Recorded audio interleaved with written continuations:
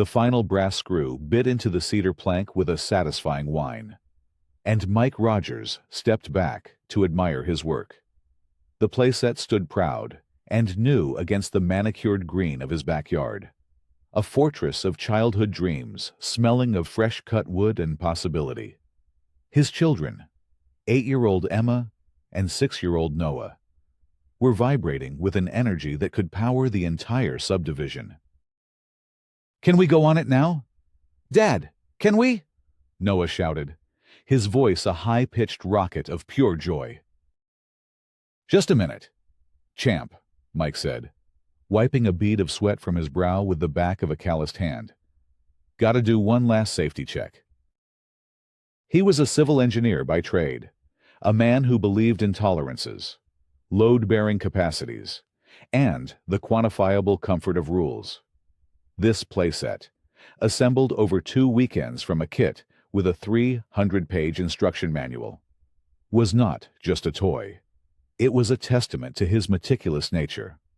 A structure built to withstand the siege of a dozen small children and the relentless assault of Georgia summers. It was perfect. A metallic glint from the community clubhouse caught his eye. A woman was walking across the vast common area that bordered his property, her gait unnaturally stiff. She held a clipboard like a shield, and the late afternoon sun reflected off its silver clip. A tiny, brilliant star that seemed aimed directly at him. As she drew closer, Mike's feeling of paternal accomplishment began to curdle into a vague, suburban unease. She wore a navy blue blazer despite the 80-degree heat, creased beige slacks, and sensible but immaculate loafers. Her blonde hair was a sculpted, unmoving helmet that defied the gentle breeze. She wasn't walking to him. She was advancing on him. She stopped precisely at the property line, marked by a series of nearly invisible surveyor stakes Mike had located the week they moved in. Her smile was a perfect, symmetrical curve that did not reach her eyes. Her eyes were pale blue and held the placid, unblinking focus of a hawk assessing its prey. "Good afternoon," she said. Her voice was calm, melodic, and utterly devoid of warmth. "You must be the new owner of 212 Peachtree Lane. I'm Laura Stone, president of the Peachtree Commons Homeowners Association." "Mike Rogers," he said, extending a hand he quickly realized was grimy with sawdust. He wiped it on his jeans. "Nice to meet you. We're just getting settled in." Laura Stone's gaze did not waver from the playset. She made no move to shake his hand. "I'm sure you are. It's a lovely structure. Very substantial." She made a neat, precise check mark on a paper on her clipboard. "However, I feel it's my duty to inform you that you may be in violation of the covenants." Mike felt a prickle of irritation. "I checked the rules before I bought the kit. It's under the height limit, and it's more than 10 feet from the property line." He was a man who read the manual. All of it. "Of course," Laura said, her smile tightening by a millimeter. "But I'm not referring to the setback regulations in Article 6.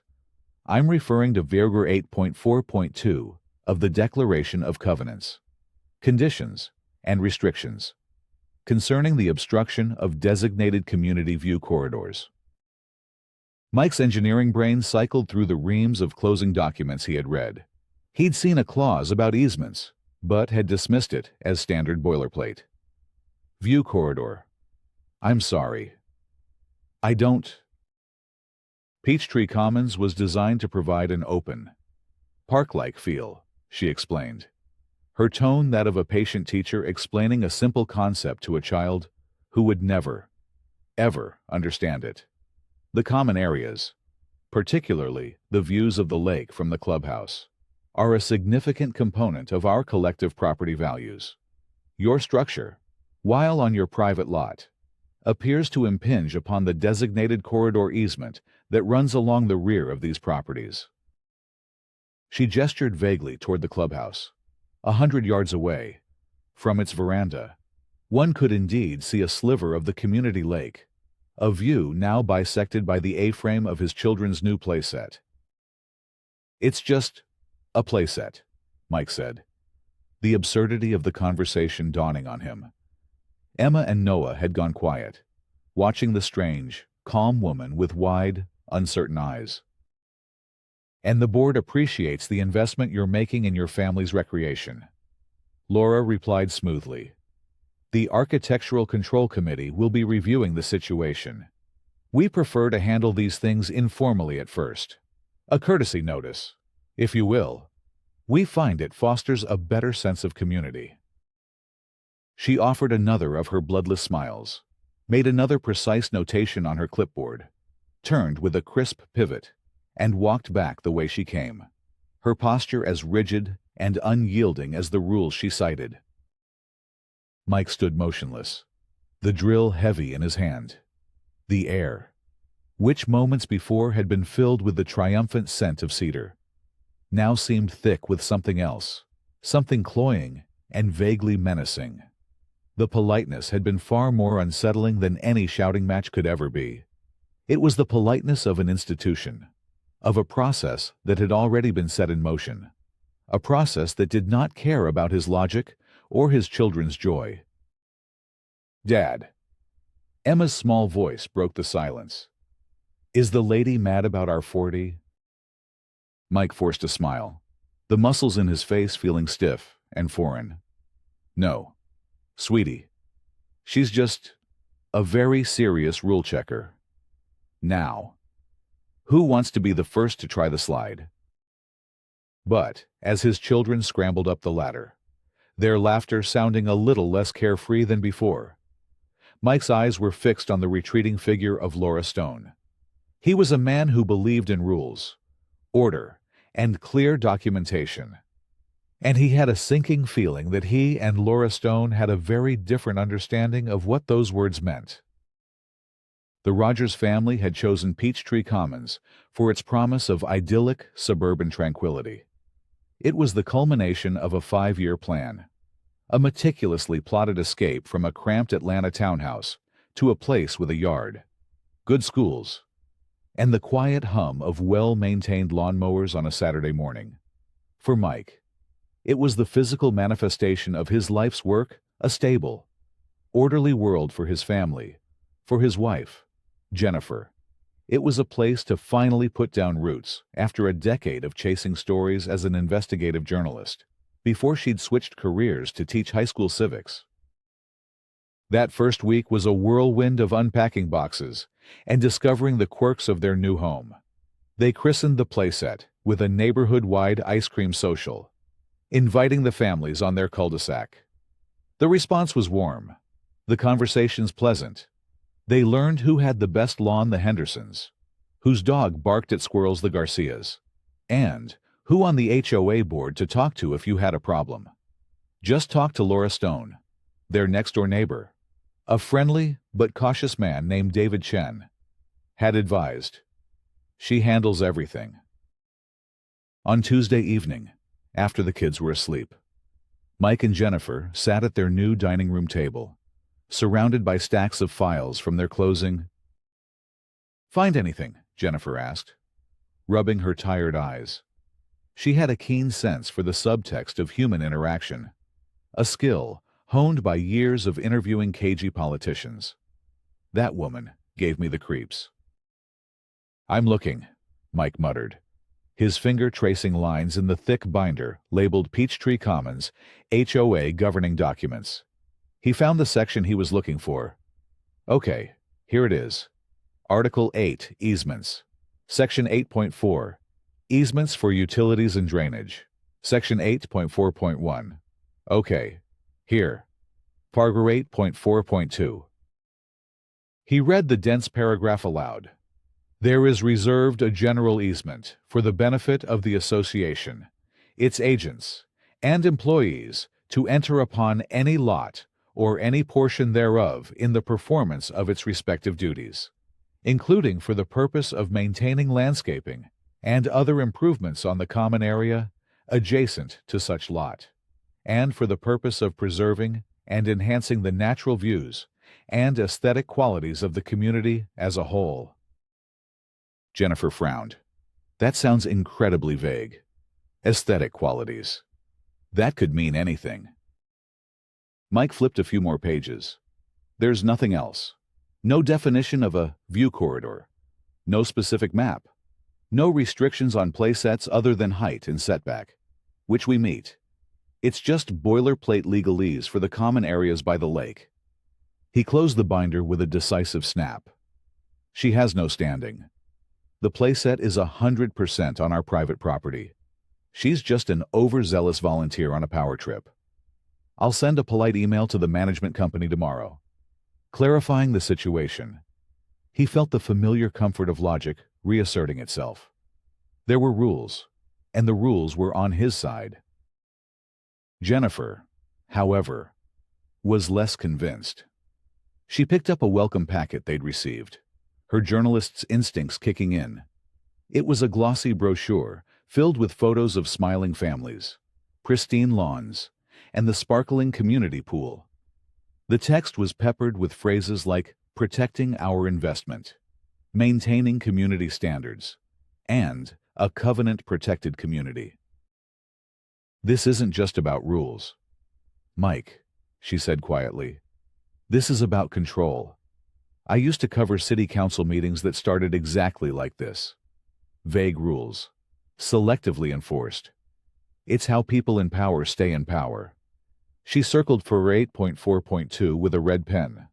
What's a view corridor easement, she had asked then, a question that now hung in the air between them.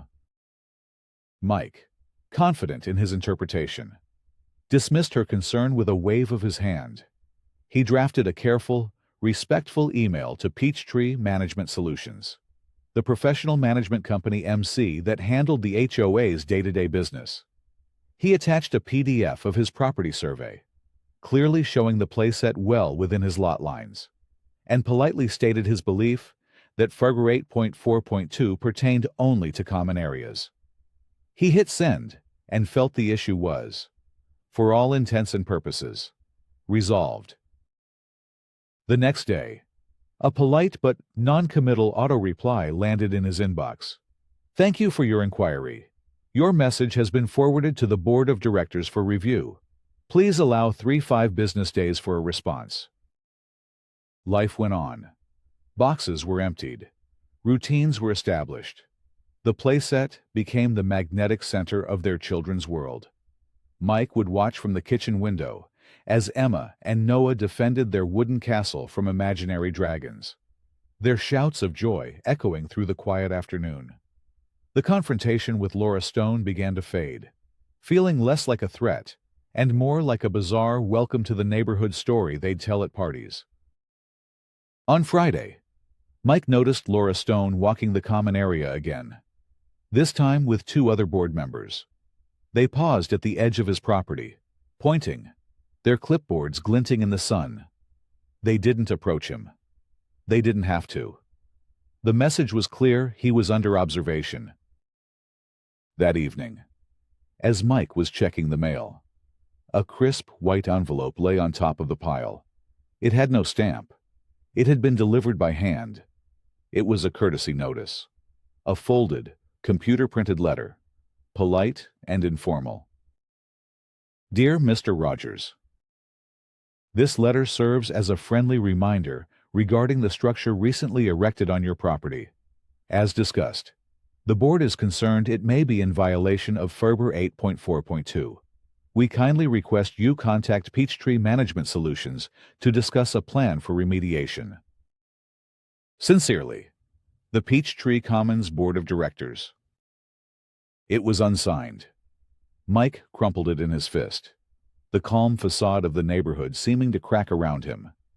This wasn't an overzealous volunteer anymore. This was a coordinated action. He tried calling the management company, but their office was closed for the weekend. He was left to stew in a rising tide of frustration and helplessness.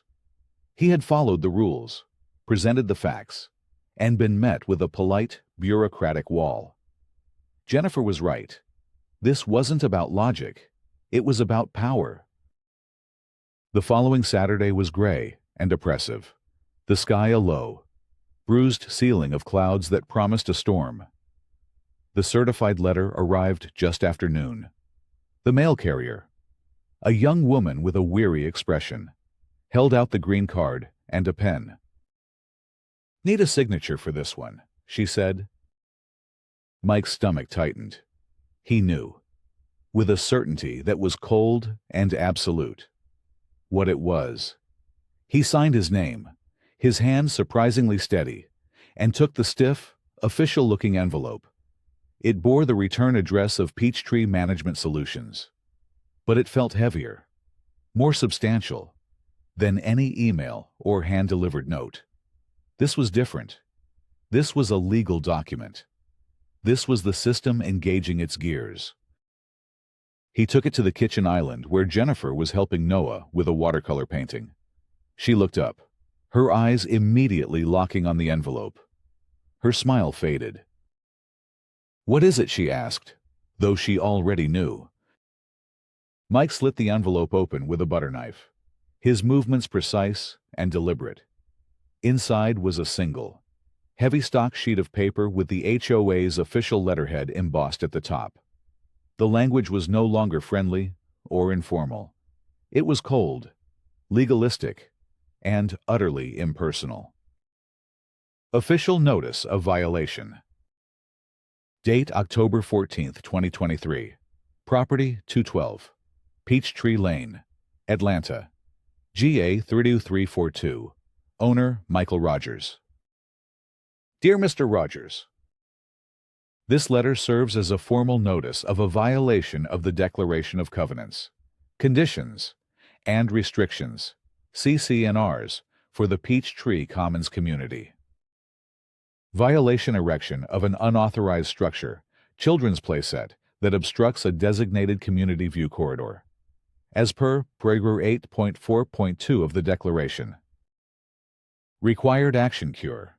The complete removal of the violating structure from the property. Deadline for cure. You have 14 days from the date of this notice, until October 28, 2023, to cure the violation. Consequences of non-compliance.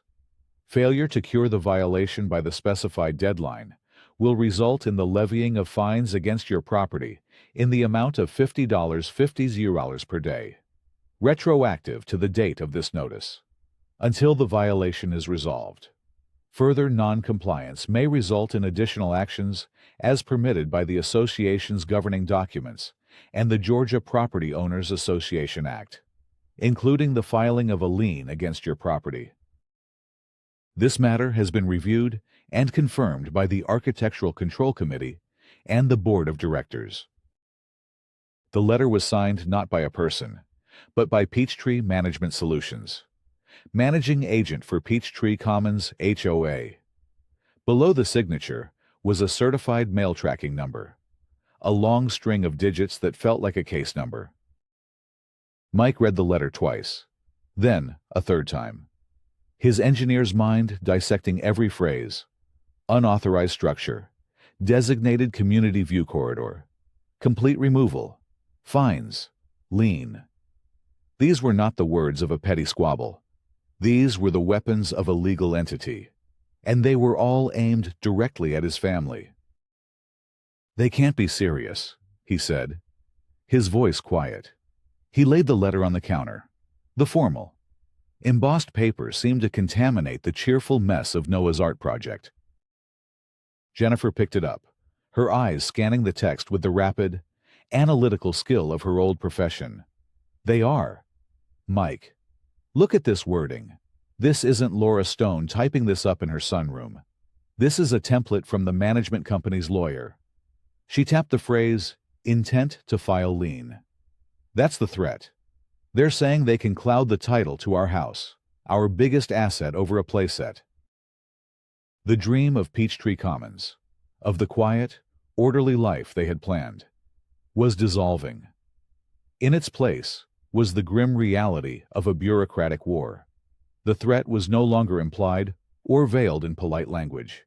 It was official, documented, and delivered by the United States Postal Service. The countdown had begun. 14 days.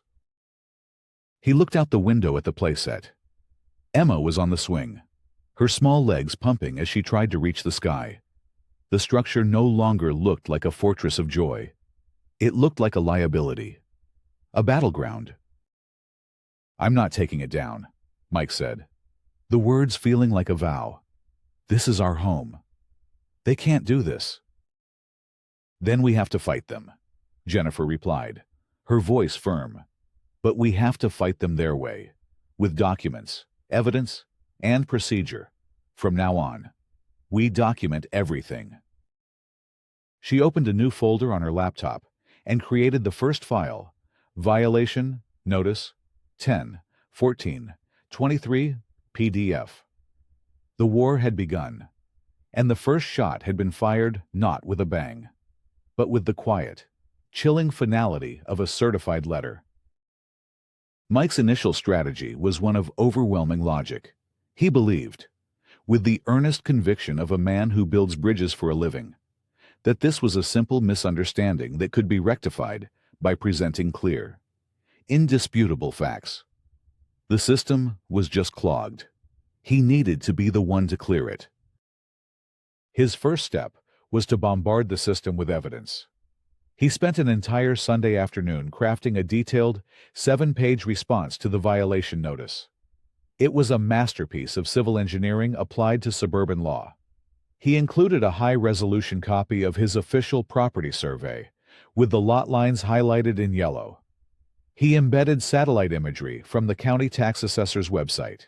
He quoted Article 6 of the CC&Rs, which governed private property structures, and contrasted it with the vague language of FAR 8.4.2, he argued, with the cool precision of a legal brief, that an undefined aesthetic easement could not supersede specific, written property rights.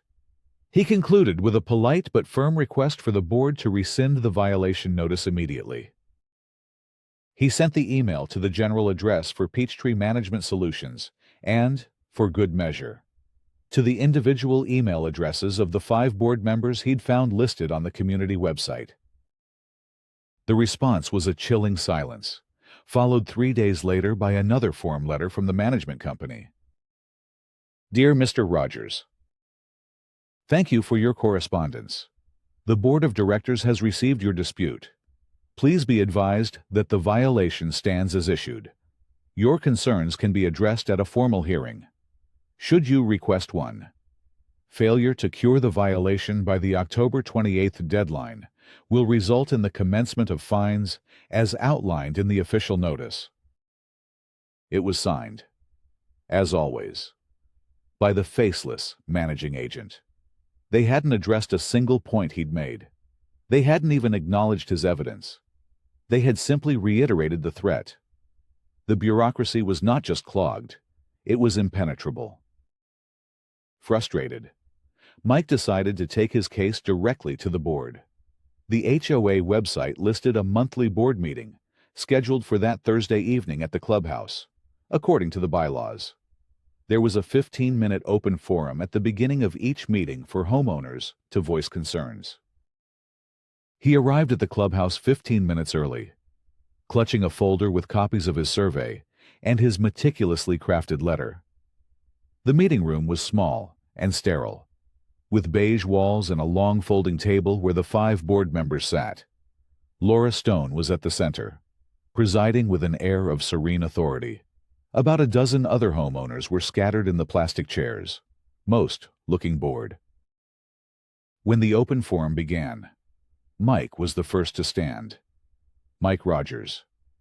212. Peachtree Lane, he began, his voice steady. "I'm here to discuss the violation notice I received regarding my children's playset." Laura Stone offered him a tight, professional smile. "Mr. Rogers, thank you for coming. However, as I'm sure you understand, this open forum is for general community matters. Specific violation disputes must be addressed through the official hearing process to ensure due process for all parties." But the process isn't working, Mike countered, holding up his folder. I've sent evidence my property survey that proves the playset is on my private lot and not in violation. No one has responded to the facts. Another board member, a man with a tired expression, chimed in. Sir, we can't debate individual cases in a public meeting. It wouldn't be appropriate. You need to formally request a hearing with the Covenants Committee.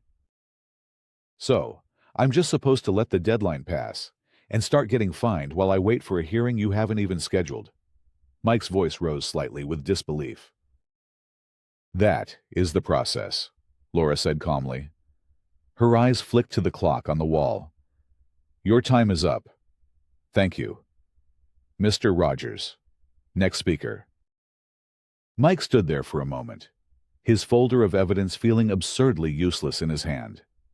He was being shut down by procedure, caught in a Kafkaesque loop where the only way to fight the violation was to enter a system designed to find him guilty. He looked around the room at his neighbors. A few offered sympathetic glances, but most stared determinedly at the floor, unwilling to get involved. He was alone. He walked out of the clubhouse into the cool night air, the feeling of powerlessness, a bitter taste in his mouth.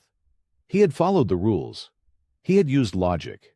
He had attempted to engage with the system, and the system had politely, calmly, and inexorably told him to get in line and wait for the fines to begin. The first obstacle wasn't Laura Stone's malice. It was the crushing, impersonal weight of the bureaucracy she commanded. Back home, he slumped into a chair at the kitchen table. Jennifer put a hand on his shoulder. They wouldn't even let me speak, he said, the fight draining out of him. They just kept saying, that's the process. Jennifer's eyes were resolute. Okay, she said, so we follow their process. But we do it our way. They want a paper trail.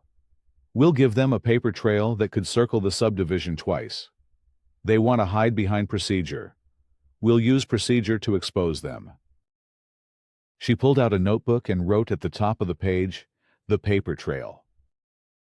The first entry was Mike's formal, written request, sent via certified mail, for a hearing before the Covenants Committee. The battle of polite emails and public pleas was over. The war of documented procedure was about to begin. The 14-day deadline passed. On the morning of October 29th, Mike received an email from Peachtree Management Solutions. It was a simple, automated invoice. Account 212, Peachtree Lane balance. Due 50 $. Fine. Paragraph 8.4.2, violation. Day 1. Another arrived the next day, and the day after that. The daily fines were a constant, dripping reminder of his powerlessness, a digital water torture designed to wear him down. But the fines also lit a fire in him. Mike Rogers, the meticulous engineer, transformed into Mike Rogers, the meticulous investigator. His new project was not a bridge or a building, but the deconstruction of the Peachtree Commons HOA. His first stop was the DeKalb County Recorder's office.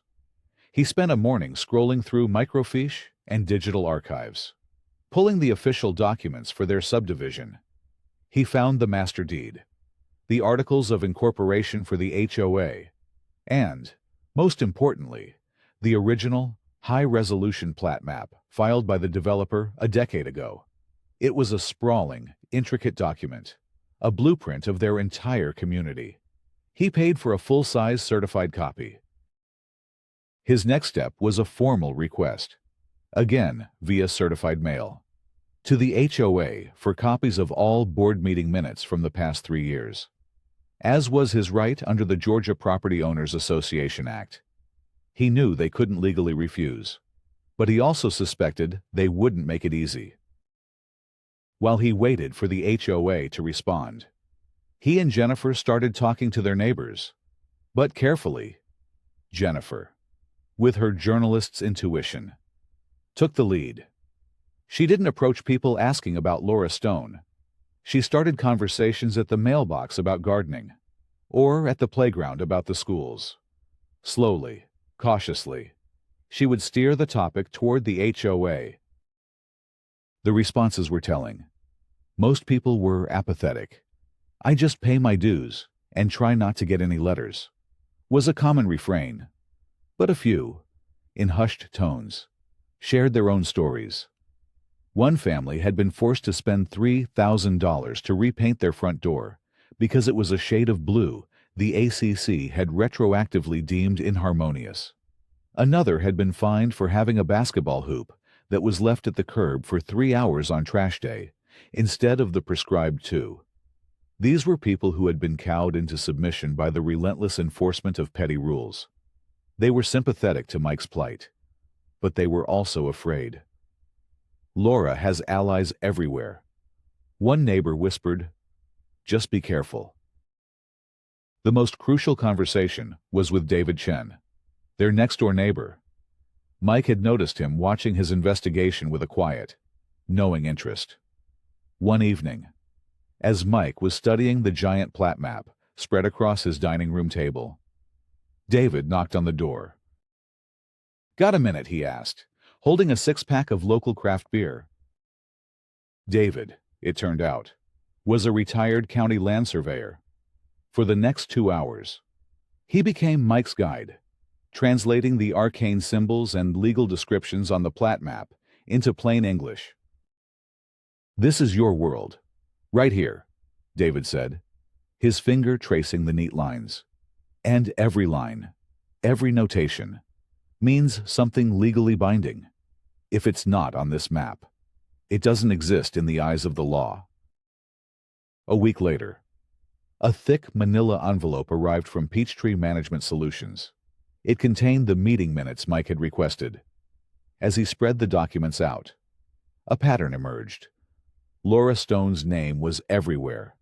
Her control over the board, absolute. But as Mike got to the minutes from 2 years prior, he saw something that made his heart beat faster. Large sections of the text, particularly under the agenda item Legal Counsel Review, had been blacked out with a heavy marker.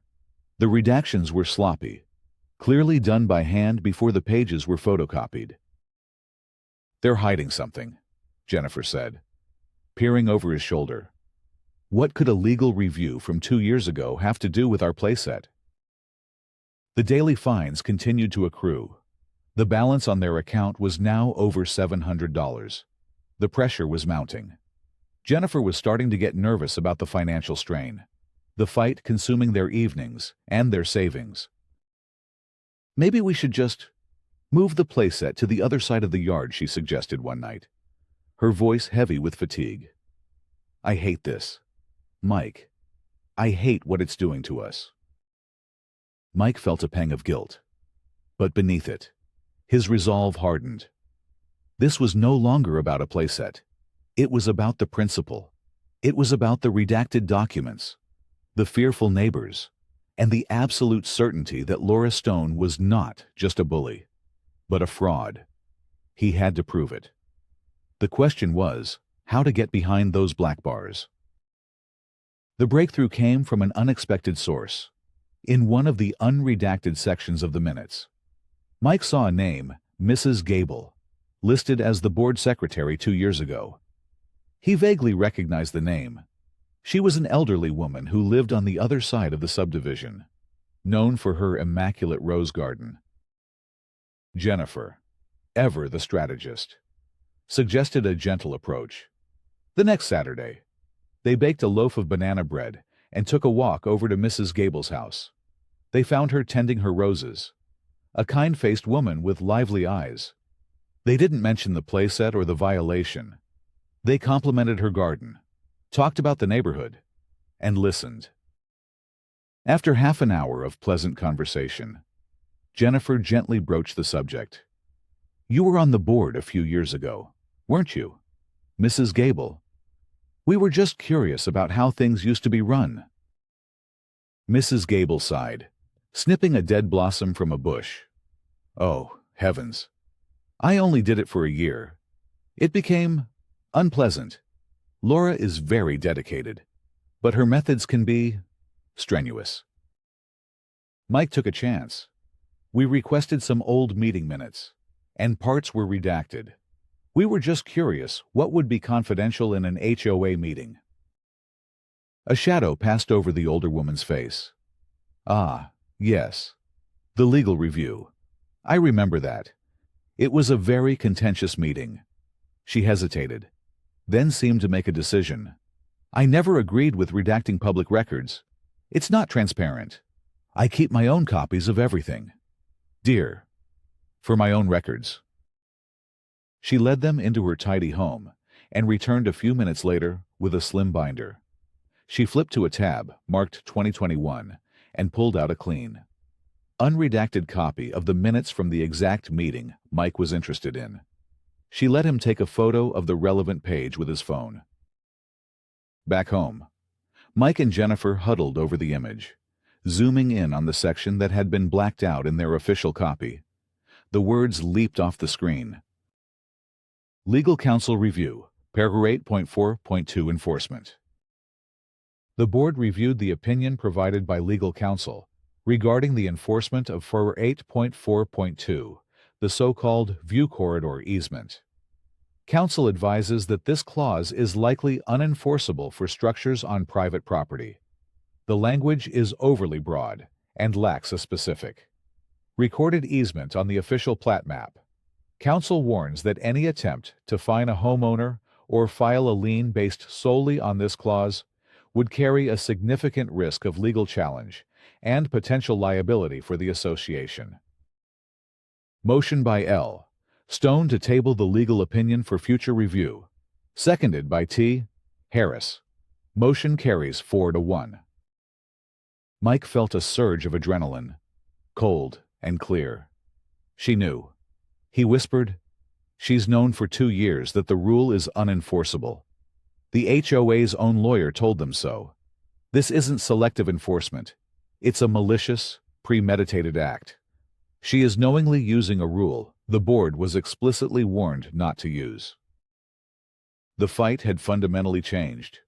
This was no longer a dispute over the interpretation of a vague rule. This was proof of a deliberate, bad faith action by the board president. He immediately called David Chen, his voice buzzing with the discovery. "David, I need you to look at this plat map one more time. Is there any way, any interpretation, that could create a view corridor easement that's not explicitly written on here?" David's response was immediate and unequivocal.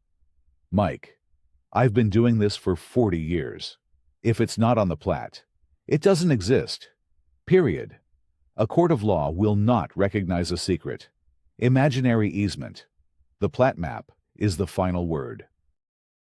Mike now held the 2 pillars of his case: the official county plat map, proving the view corridor was a fiction, and the unredacted minutes, proving Laura Stone knew it was a fiction and proceeded anyway. He finally had the irrefutable evidence he needed. He was no longer just defending his property. He was prosecuting a case of fraud. The daily invoices, now totaling over $1,000, were not just fines. They were evidence of extortion. Just as Mike felt the tide turning in his favor, Laura Stone retaliated. She couldn't fight him on the central issue she knew he was digging, and was likely getting close to the truth, so she changed the battlefield. The HOA's power wasn't just in its major covenants. It was in the death by 1,000 cuts of its minor rules and regulations. On Monday morning, Mike found a new notice stuck to his door. It was a community compliance audit. The next 2 weeks were a campaign of relentless, petty harassment. He received a formal violation notice complete with a $25 fine because his trash cans had been visible from the street at 9:00 a.m. on trash day, a full hour past the 8:00 a.m. deadline, stipulated in the community's rules and regulations. A week later, another notice arrived. His mailbox, the standard issue model installed by the builder, was now deemed to be an unapproved shade of black. The rulebook specified matte black, Sherwin-Williams, tricorn, black SW6258. A frantic trip to the hardware store with the paint chip revealed his was a semi-gloss. Another $25 fine and a 10-day deadline to repaint it. Laura Stone herself was seen walking the perimeter of his property with a tape measure, meticulously checking the height of his hedges. He was cited because a single branch on a boxwood shrub was 2 inches taller than the 4-foot maximum. The financial pressure was bad enough. The fines for the playset were now approaching $2,000, and the petty violations added another $100, but the emotional toll was worse. Their home, once a sanctuary, now felt like a prison yard, where they were under constant surveillance.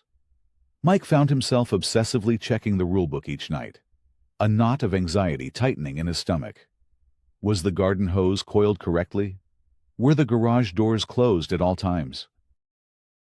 Jennifer was nearing her breaking point. "This is insane." "Mike," she said one evening, her voice strained. The dining table was covered not with family photos, but with violation notices, plat maps, and legal documents. We're spending every spare moment, every dollar, fighting these people. The kids can feel the stress. Noah asked me if the clipboard lady was going to take our house away.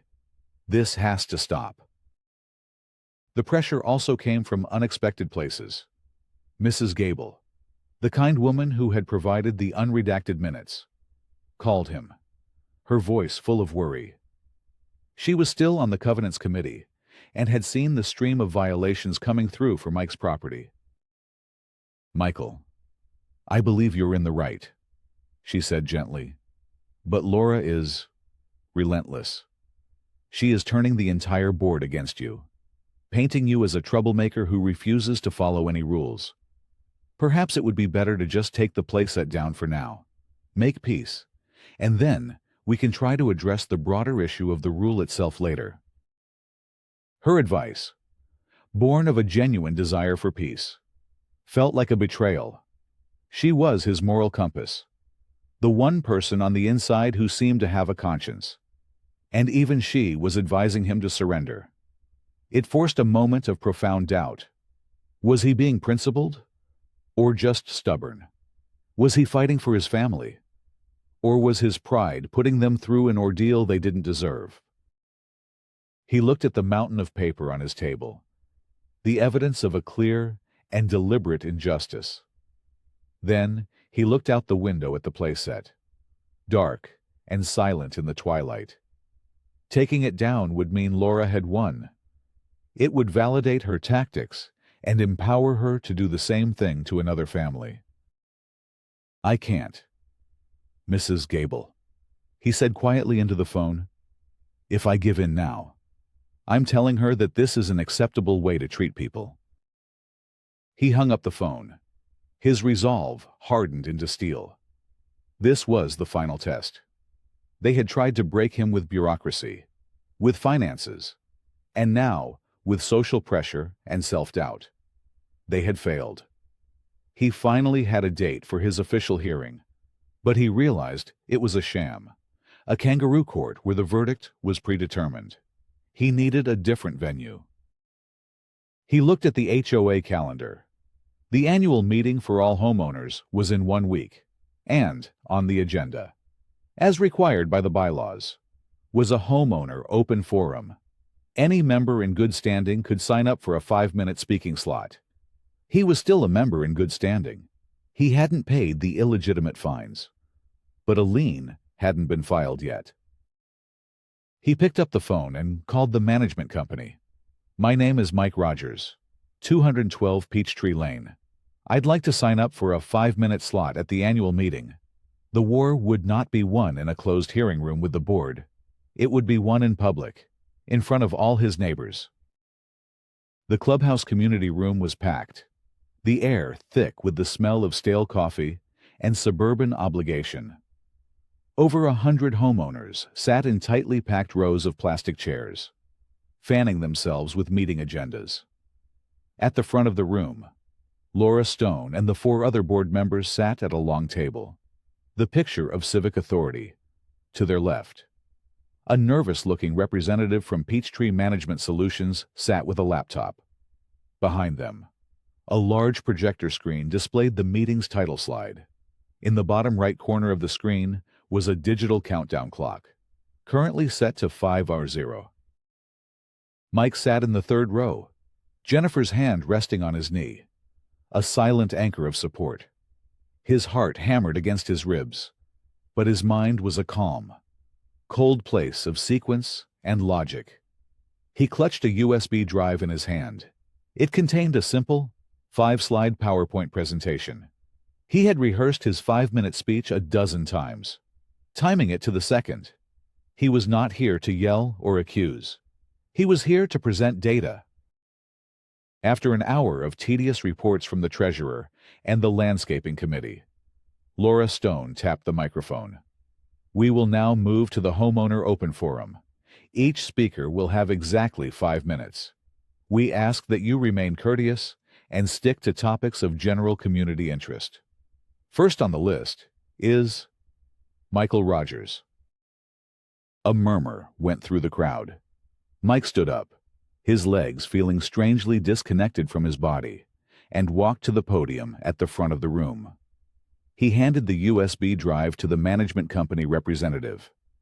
Could you please put this up on the screen?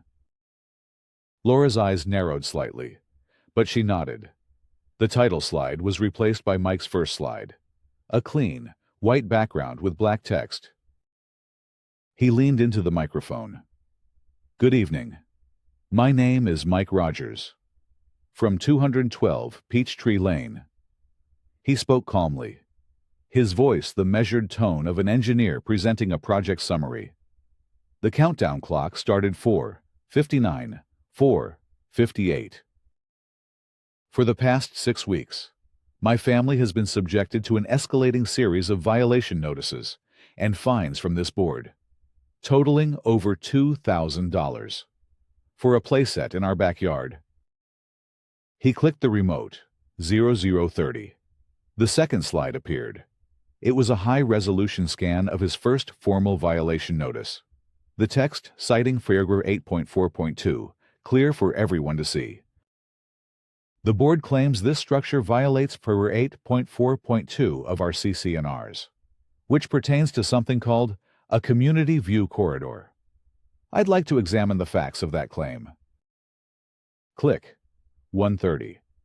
The third slide showed 2 columns. On the left was the full text of FOA 8.4.2. On the right was the full text of Article 6, which explicitly governs structures on private lots. He had highlighted key phrases. As you can see, FOA 8.4.2 is a general easement clause for the maintenance of common areas. Article 6, however, is the specific section governing private property. It lists clear height and setback requirements, all of which my family's playset meets. The governing documents are clear. The rule being used against me applies only to HOA property, not mine. Click. 230.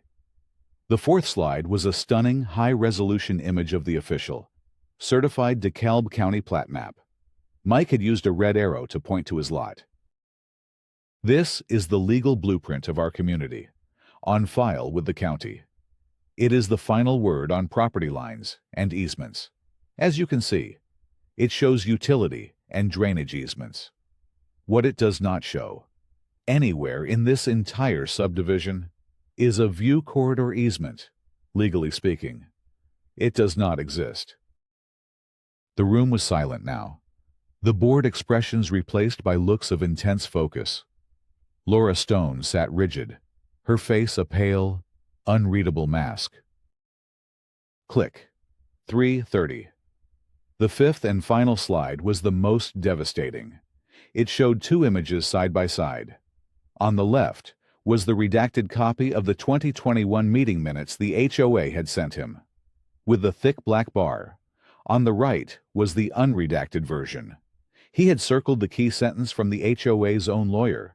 This clause is likely unenforceable for structures on private property. This, Mike said, his voice dropping slightly, but carrying a new weight of authority, is a copy of the board's own minutes from 2 years ago. The board was explicitly advised by its own attorney that the rule they are using to fine my family is unenforceable, and that doing so would expose this community, all of us, to legal liability. The board, led by President Stone, has been aware of this fact for 2 years. A collective gasp went through the room. People were turning to whisper to each other, their faces a mixture of shock and anger. The countdown clock showed 1:30 remaining. This is not about a playset, Mike continued, his gaze sweeping across the faces of his neighbors. It is about a pattern of behavior that puts this entire community at financial and legal risk. And it is about misplaced priorities. This was the moment. The secondary moral twist. He looked toward the back of the room, where Mrs. Gable sat, her face pale. While the board has spent dozens of hours and our collective resources persecuting my family over a fictional rule, they have ignored actual safety issues. For example, some homes in our community have aging decks that may not be up to current safety codes. I noticed one such deck on the property of an elderly, longtime resident. It's a potential danger to her and her guests. He paused, letting the implication hang in the air. He did not name Mrs. Gable. He did not file a formal complaint. He protected her. The board's duty is to protect the safety and value of our community. Instead, they have pursued a personal vendetta based on a rule they knew was invalid, while ignoring real hazards. The countdown clock showed 0:30. This isn't responsible governance. It's an abuse of power, and it's time for it to stop. Therefore, I propose a formal motion for a full, independent financial and procedural audit of this board and an immediate review of our contract with Peachtree Management Solutions. He looked directly at Laura Stone, whose face was now ashen. The clock hit 0:05. My time is up, he said, and walked back to his seat. For a single, breathless moment, the room was utterly silent. Then, chaos erupted, not angry shouting, but a wave of urgent, overlapping questions directed at the board table. Is this true? Laura, did the lawyer really say that? Why are we paying for a management company that allows this? Laura Stone banged her gavel, the sound tinny and ineffective against the swell of homeowner discontent. This is not the proper forum for these accusations. The speaker is out of order. But she had lost control. David Chen, the retired surveyor, stood up, his voice, calm and authoritative, cut through the noise. According to Robert's Rules of Order, a motion has been made by a member in good standing. It needs a second. I second the motion, a woman from the back of the room shouted. It was the neighbor who had been fined for her blue door. All in favor of an independent audit, David called out. A forest of hands shot up. Mike looked around and saw that nearly every person in the room was voting yes. The apathetic had been energized. The fearful had been emboldened. All opposed. Only 2 hands went up, the board members, who were Laura's staunchest allies. Laura herself sat frozen, staring straight ahead, as if she could make the scene disappear through sheer force of will. The motion carries, David announced with quiet satisfaction. The management company representative looked panicked, already typing furiously on his laptop, no doubt composing an email to his superiors. Several neighbors converged on Mike as he sat down, clapping him on the back, shaking his hand. Thank you, one man said, his voice thick with emotion. We've known something was wrong for years, but we didn't know how to fight it. Mrs. Gable made her way through the crowd to him, her eyes shining with tears. "You were right." "Michael," she whispered, grasping his arm, "and you are a good man. Thank you for protecting me." A formal motion was made to censure Laura Stone for acting against the advice of legal counsel. It passed with a similar, overwhelming majority. The meeting disintegrated from there. The rest of the agenda was forgotten, as homeowners formed small, buzzing groups, dissecting every slide of Mike's presentation. The foundation of Laura Stone's power, built on a fiction of procedural authority, had crumbled in 5 minutes of documented truth. The weeks following the annual meeting were a blur of rapid, decisive change. The independent audit, conducted by a forensic accounting firm, hired by a newly formed homeowner oversight committee, led by David Chen, was swift and brutal. The findings were even worse than Mike had suspected. The audit uncovered a systematic kickback scheme between Laura Stone and a specific landscaping contractor. The contractor would be hired, without a competitive bid, to remediate supposed covenant violations often related to the fictional view corridor at inflated prices. A portion of that fee was then funneled back to a private consulting company owned by Laura. The petty, frivolous violations against Mike were a smokescreen, an attempt to discredit him before he could uncover the real corruption. The revelation was the final blow. Peachtree Management Solutions, facing a lawsuit for gross negligence, immediately terminated their contract with the HOA. The entire board of directors, facing the fury of the community, resigned en masse. A special election was held, and Mike, despite his reluctance, was asked to serve on an interim board. His first act was to draft a new transparency policy, requiring all legal opinions and contracts to be posted on the community website. He also formally rescinded every fine that had been levied against his family. The Rogers home was once again a place of peace. The playset stood in the backyard, no longer a symbol of defiance, but a monument to a battle won. The community, once fractured by fear and apathy, was now united and engaged. It was Jennifer, however, who delivered the final, shocking piece of the puzzle. Her journalistic instincts had never quite let go of the case. She couldn't shake the feeling that the sheer venom of Laura's attack was too personal to be just about money. For weeks, she had been quietly digging into Laura's past, using public records databases and old news archives. One evening, about a month after the meeting, she sat down next to Mike on the sofa. She held her laptop. "Mike," she said, her voice quiet, "do you remember the Northside Connector project? That big eminent domain case your old firm worked on about 10 years ago?" Mike frowned. "Vaguely. It was a big deal. We did the civil engineering surveys for the state." "Why?" Jennifer turned the laptop toward him. On the screen was a 10-year-old article from the Atlanta newspaper. The headline read, "Families Displaced by Highway Project." The article detailed the stories of several homeowners whose properties had been seized by the state to make way for a new expressway off-ramp. And there, in a grainy photo, was a much younger-looking Laura Stone, standing with her parents in front of a modest brick house, a house that had been in her family for 50 years. The house had been demolished. The article quoted her father, blaming the heartless engineers and faceless bureaucracy for destroying his family's legacy. Her maiden name wasn't Stone, Jennifer said softly. She got married later. Her family lost their home. The home was adjacent to the land your company surveyed for the state. She blamed your firm for it. For her. You weren't just a new neighbor who broke a rule.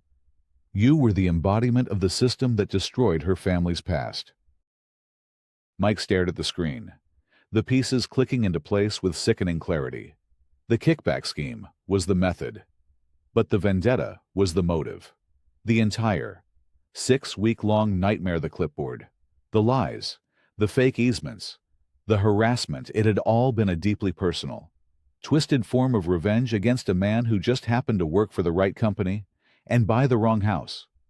He was a ghost from her past, and she had tried to exorcise him, using the only power she had, the petty tyranny of a homeowners association. He looked out the window at the peaceful, quiet street. The nightmare finally over. The last ghost laid to rest.